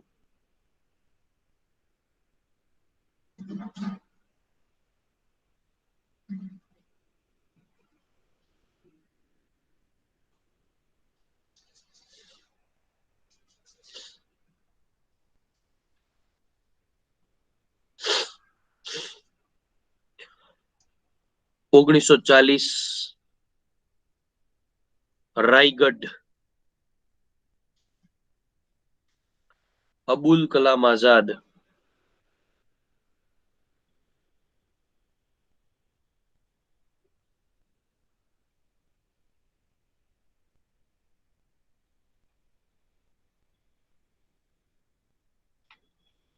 એના સમયની અંદર આપણા ડોક્ટર રાજેન્દ્ર પ્રસાદ છે ને, એને વ્યક્તિગત સત્યાગ્રહનો ઠરાવ પસાર કર્યો.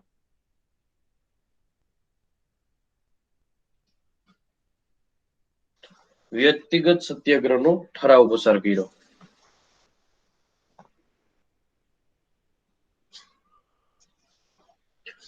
ત્યાર પછી લખો છેલ્લું અધિવેશન 1947, જ્યાંથી 1857 નો સંગ્રામ ચાલુ થયો એવું મેરઠ યુપી. અધ્યક્ષ હતા જેબી કૃપલાણી.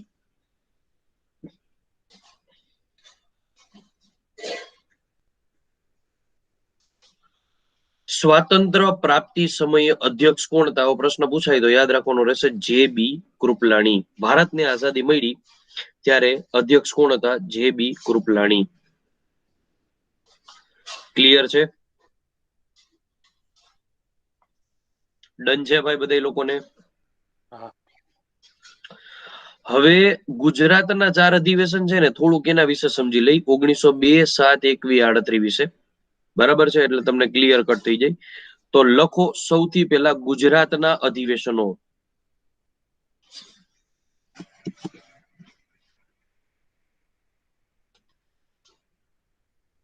જેમાં પહેલું અધિવેશન ભરાણું 1902 માં અમદાવાદ. આ ગુજરાતનું પેલું હતું, પણ ભારતનું હતું 23મું અધિવેશન. અધ્યક્ષ હતા રાસ બિહારી ઘોષ.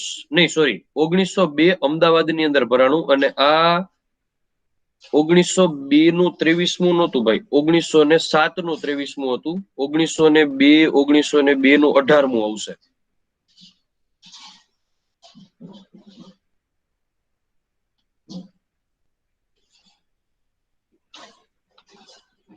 18મું અધિવેશન ભરાયેલું હતું અને એના અધ્યક્ષ કોણ હતા ભાઈ 1902 માં? બેનર્જી. કોણ? સુરેન્દ્રનાથ બેનર્જી. સુરેન્દ્રનાથ બેનર્જી. અને પ્રમુખ કોણ હતા? અંબાલાલ સાકરલાલ દેસાઈ.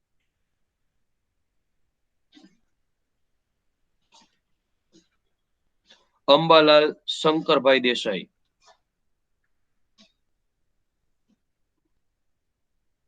આ પ્રમુખ, આ અધ્યક્ષ. સ્વયંસેવક તરીકે એક વ્યક્તિ જોડાયેલા હતા, કમા મુનશી.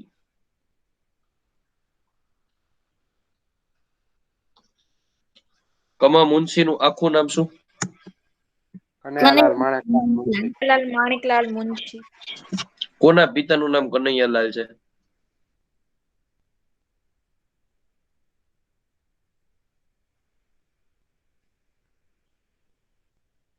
કોના પિતાનું નામ કનૈયાલાલ છે? યાદ છે? યાદ નથી આવતું, છે તો ખરા. ઇન્દુલાલ યાજ્ઞિક, ઇન્દુ ચાચા, ઇન્દુલાલ કનૈયાલાલ. બરાબર, ચાલો. હવે 1902, 1907 લખો. 23મું અધિવેશન સુરત ખાતે ભરાયેલું હતું.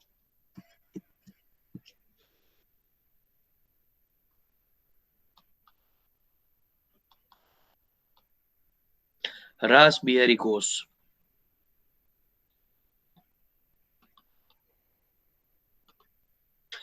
ઘોષ છે, બોઝ નહીં.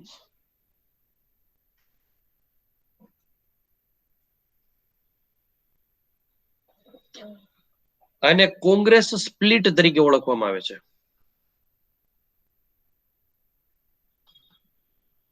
અને સુરત સ્પ્લિટ પણ કહેવાય છે.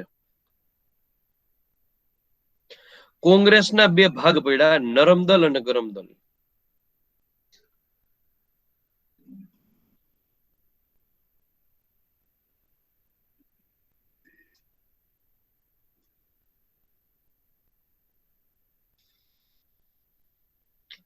પછી લખો 1921, ગુજરાતનું ત્રીજું અધિવેશન, ભારતનું 37મું અધિવેશન ક્યાં ભરાયેલું હતું? અમદાવાદ.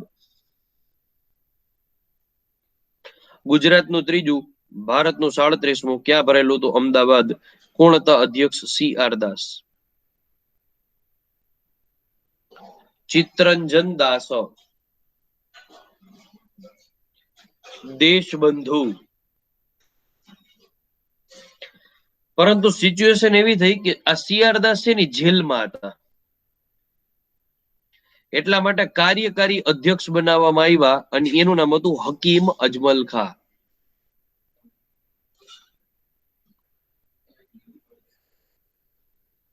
હકીમ અજમલ ખાં એને કાર્યકારી અધ્યક્ષ બનાવવામાં આવેલા હતા.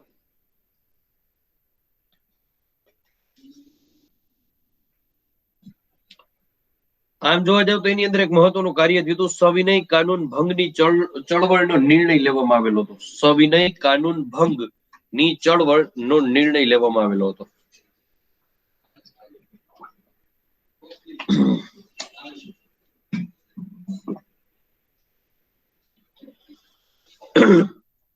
ત્યાર પછી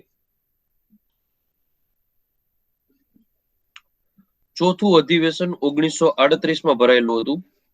ગુજરાતનું ચોથું, ભારતનું 52મું, સુરત હરિપુરા. અધ્યક્ષ હતા સુભાષચંદ્ર બોઝ.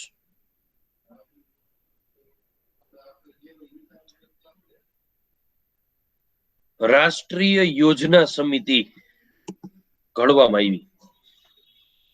રાષ્ટ્રીય યોજના સમિતિ ઘડવામાં આવેલી હતી.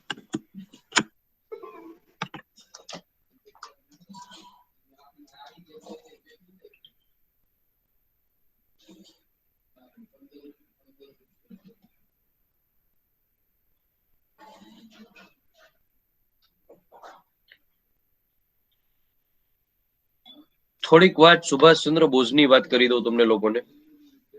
મિત્રો સુભાષચંદ્ર બોઝ એટલે એવું વ્યક્તિત્વ કે જેને સૌથી પહેલા આઈસીએસ ની એક્ઝામ પાસ કરેલી હતી. આ પણ ખાસ યાદ રાખજો. પરંતુ એણે આ આઈસીએસ ની જોબ છે ને સ્વીકારી નહોતી. અંગ્રેજોની ગુલામી કરવા માંગતા ન હતા એટલા માટે. અને આ સુભાષચંદ્ર બોઝ જે છે, આ સુભાષચંદ્ર બોઝે યાદ રાખવાનું રહેશે કે જ્યારે કોંગ્રેસની અંદર ઈ જોડાણા અને જ્યારે 1938 ની અંદર સુરત હરિપુરા અધિવેશનની અંદર ઈ જીતી ગયા, ત્યારે એણે ગુજરાતની અંદર એટલું બધું સારું કાર્ય કર્યું કે જેના કારણે લોકો છે ને ઈ સુભાષ બાબુથી ખૂબ ખુશખુશાલ થઈ ગયા. બરાબર. જવાહરલાલ નહેરુ ગાંધીજીનો જેવો ડંકો પડતો હતો ને એ સમયે એવો ડંકો સુભાષચંદ્ર બોઝનો પણ પડવા માંડ્યો. સુભાષચંદ્ર બોઝનો આવો ડંકો પડતો હતો એટલે લોકોના કહેવાથી, લોકોએ કીધું એટલે સુભાષચંદ્ર બોઝ 1939 ની અંદર પણ ત્રિપુરી અધિવેશનમાં ઉભા રહ્યા. યાદ રાખજો, ત્રિપુરા નથી બોલ્યો, ત્રિપુરી બોલ્યો છું. અને ત્રિપુરી અધિવેશન, ત્રિપુરી, અને આ ત્રિપુરી આવ્યું કર્ણાટકમાં, ત્રિપુરા આવ્યું પૂર્વ ભારતમાં. આ ત્રિપુરી અધિવેશનમાં સુભાષચંદ્ર બોઝ છે એ ઉભા રહે છે. ગાંધીજી, સરદાર પટેલ અને નહેરુ આવું નહોતા ઈચ્છતા કે સુભાષચંદ્ર બોઝ 1939 ના ત્રિપુરી અધિવેશનમાં ઉભા રહે. એટલા માટે ગાંધીજી, સરદાર પટેલ અને નહેરુએ પોતાનો એક માણા ઉભો રાખ્યો અને માણાનું નામ હતું પટ્ટાભી સીતારમૈયા. આ પટ્ટાભી સીતારમૈયાને ઉભો રાખવામાં આવે છે અને આ પટ્ટાભી સીતારમૈયા જે છે ઈ ક્યાં ઉભો રહે છે? સુભાષચંદ્ર બોઝની સામે 1939 માં. વસ્તુ સ્થિતિ એવી બને છે કે ગાંધી બાપુ, નહેરુ, પટેલ ત્રણેય ફૂલે ફૂલ માર્કેટિંગ કરે છે. કોનું? પટ્ટાભી સીતારમૈયાનું. છેલ્લે રિઝલ્ટ આવે છે, સુભાષચંદ્ર બોઝ જીતી જાય છે. પટ્ટાભીના પટ્ટા બેહી જાય છે, ભેગું નથી થતું. પટ્ટાભીના પટ્ટા બેહી ગયા, ભેગું નથી થતું. એટલે ગાંધી બાપુએ ઊંધો પ્રચાર કરવાનો ચાલુ કર્યો કે આ ગાંધીની હાર છે, આ કોંગ્રેસની હાર છે. અને સુભાષચંદ્ર બોઝને આ ગમ્યું નહીં. સુભાષચંદ્ર બોઝ કે હું થોડો માર્કેટિંગ કરવા ગયો તો તમારો માણા હારી ગયો, એમાં હું કામ કરું? મારી ગાંધી બાપુ મેં તમને ક્યારે હાર આપી? લોકોના કહેવાથી હું ઉભો રહ્યો, લોકોએ મને મત આપીને જીતાડવામાં હું શું કરું? ગાંધી બાપુને ગમ્યું નહીં. એટલા માટે 1939 ની અંદર ત્રિપુરી અધિવેશનમાં જીતી ગયા હોવા છતાં પણ, પટ્ટાભીના પટ્ટા બેહાડી દીધા છતાં પણ સુભાષચંદ્ર બોઝ છે એ શું કરે છે? કોંગ્રેસ છોડી દે છે, રાજીનામું મૂકી દે છે. હવે જેવી એને કોંગ્રેસ મૂકીને ભેગી એને 1939 માં તરત જ 2 થી 2.5 મહિનાના સમયગાળા દરમિયાન પોતાની પાર્ટી ઊભી કરી લીધી ને જેનું નામ હતું ફોરવર્ડ બ્લોક પાર્ટી. વસ્તુ સ્થિતિ એવી હતી કે ફોરવર્ડ બ્લોક પાર્ટી એટલે ચાલુ તો કરી 1939 માં, પણ કરમની કઠણી કે 1939 માં સેકન્ડ વર્લ્ડ વોર ચાલુ થઈ, બીજું વિશ્વયુદ્ધ ચાલુ થયું. હવે સેકન્ડ વર્લ્ડ વોર ચાલુ થયું, બીજું વિશ્વયુદ્ધ ચાલુ થયું. એના માટે ભારતના સૈનિકોને અંગ્રેજોએ પૂછ્યા કર્યા વગર ઇંગ્લેન્ડ તરફથી લડવા મોકલી દીધા. ભારતના હરેક સૈનિકોની ઈચ્છા હતી કે નહોતી, ને ઇંગ્લેન્ડ તરફથી લડવા માટે મોકલી દીધેલા હતા. હવે એટલા માટે ઈ સૈનિકોને પાછા બોલાવવા માટે, ઈ લોકોનો અભિપ્રાય જાણવા માટે સુભાષચંદ્ર બોઝે ફોરવર્ડ બ્લોક પાર્ટીનું નેતૃત્વ લઈને ધબધબાટી ચાલુ કરી. જેવી ધબધબાટી ચાલુ કરી, સુભાષચંદ્ર બોઝને ઉપાડીને સીધા નાખી દીધા જેલમાં. હવે 1939 માં એને જેલમાં નાખ્યા. 1940 સુધી લગભગ 6 થી 8 મહિના તે જેલમાં રહ્યા. અને પછી તબિયત ખરાબ છે એવું બાનું કાઢી અને કોર્ટમાં પેશ થયા કે ભાઈ મારી તબિયત ખરાબ છે, હું અહીં મારું ભેગું નહીં થાય જેલમાં રહેવાનું. એટલા માટે સુભાષચંદ્ર બોઝને પોતાના જ ઘરની અંદર નજર કેદ કરવામાં આવ્યા 1940 ની અંદર. લગભગ 15 દી મહિનો દી સુભાષચંદ્ર બોઝ ની રહ્યા હશે પોતાના ઘરમાં. પછી એની બેન સાથે ચર્ચા વિચારણા કરીને સેટિંગ કરે છે. એની સગી બેન હતી સુભાષચંદ્ર બોઝની. એ સુભાષચંદ્ર બોઝની જે સગી બેન હતી એની ભેગું સેટિંગ કરે છે અને સેટિંગ કરીને કહે છે કે આપણે એક કામ કરીએ, મારે છે ને ભારત છોડીને ભાગી જવું છે, તો હું છે ને આજે સાંજે બહુ મોટા પાયે આપણા ઘરે છે ને હવન કરાવવાનો છું, કથા કરાવવાનો છું, અને એની અંદર હું એવું કહીશ કે હું ભગવો વસ્ત્ર ધારણ કરું છું. ભગવા વસ્ત્રો ધારણ કરું છું અને સાધુ સંન્યાસી એટલે કે સાધુ બની જઈશ. એક જ રૂમમાં રહીશ, ભગવાનની ભક્તિ કરીશ, એક જ ટાઈમ જમીશ બપોરના ટાઈમે. તારે શું કરવાનું? તારે જ જમવાનું લઈને આવવાનું, રૂમનું બાયણું બંધ હશે, તારે ખોટે ખોટું ખખડાવવાની એક્ટિંગ કરવાની, આવી જવાનું, જમવાનું મૂકવાનું, પોતે ને પોતે જમી લેવાનું અને પછી નીકળી જવાનું. આવી વાતો કરી. સાંજે એને કથા કરી, હવન કર્યો. સાંજે ને સાંજે હવન બવન કરીને રાત્રે ને રાત્રે રફુ ચક્કર થઈ ગયા. રાત્રે ને રાત્રે રફુ ચક્કર થઈ ગયા. આ પ્રશ્ન પૂછાય છે કે સુભાષચંદ્ર બોઝ જ્યારે વેશ પલટો કરીને ભારતથી રશિયા જાય છે ત્યારે તેણે કયા પ્રકારનો વેશ ધારણ કરેલો હતો? શું જવાબ આવશે? બોલો જોઈએ. ભગવા. મોટા ભાગના લોકો ભગવો જ લખશે. જવાબ ભગવો નહીં આવે, જવાબ આવશે પઠાણનો વેશ ધારણ કર્યો હતો.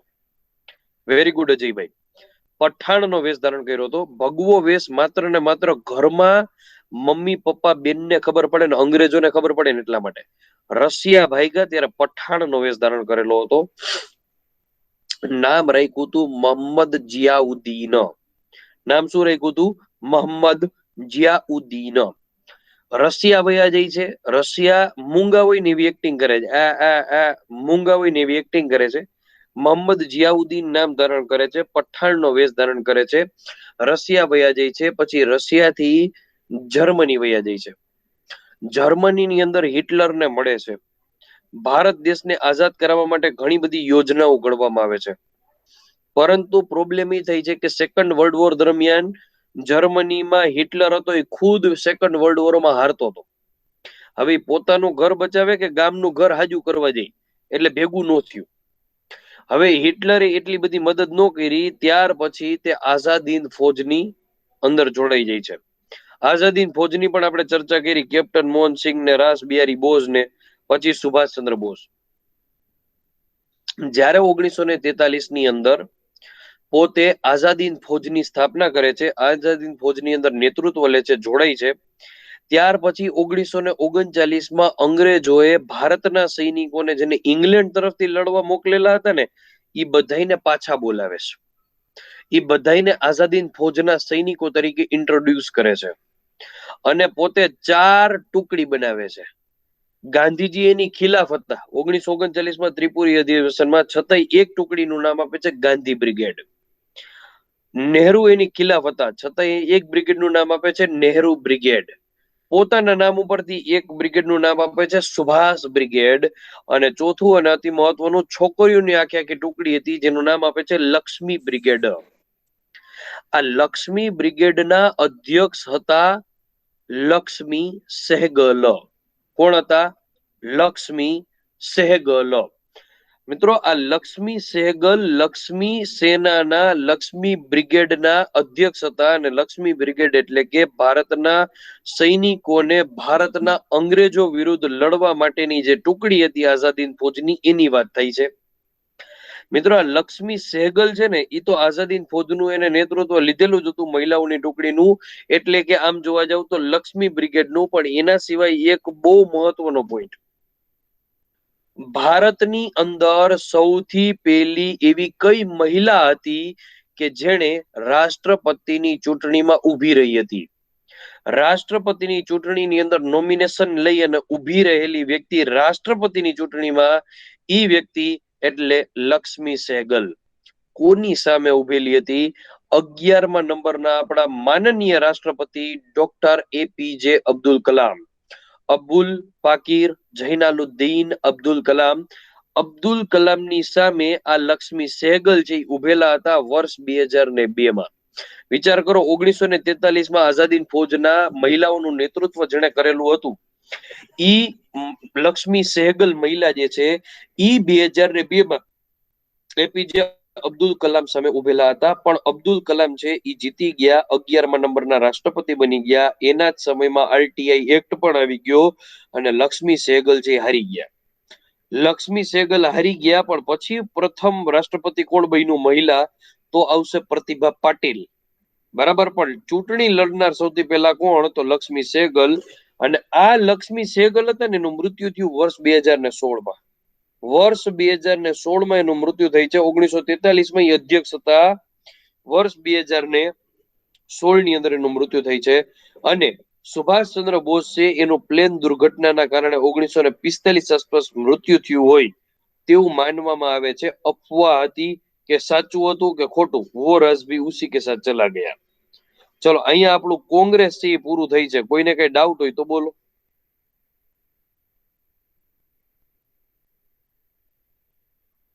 સેફટી વાલ્વનો સિદ્ધાંત શું હતો? શેનો? સેફટી વાલ્વ સિદ્ધાંત. ઈ હું તમને 1900 થી 1945 1950 ની મહત્વની ઘટનામાં સમજાવીશ.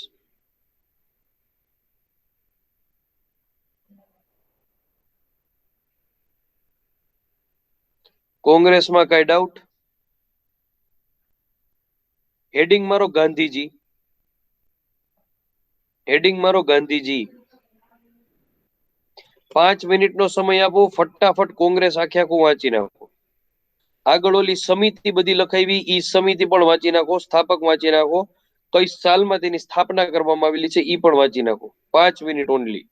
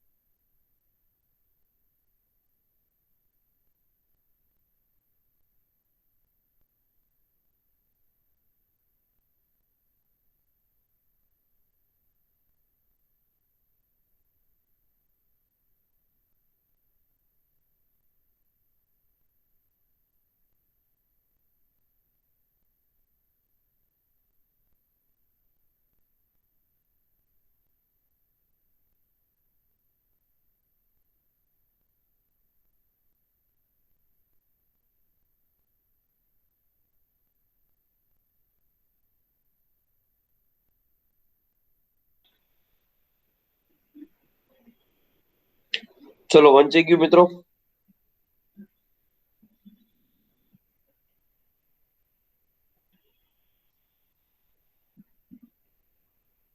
ઓહ શિટ.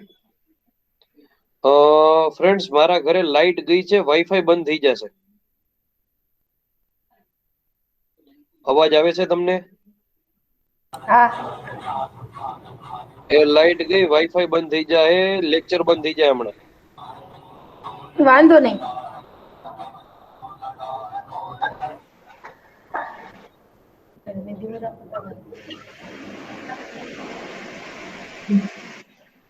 એમે થોડીક જ વાર છે હવે.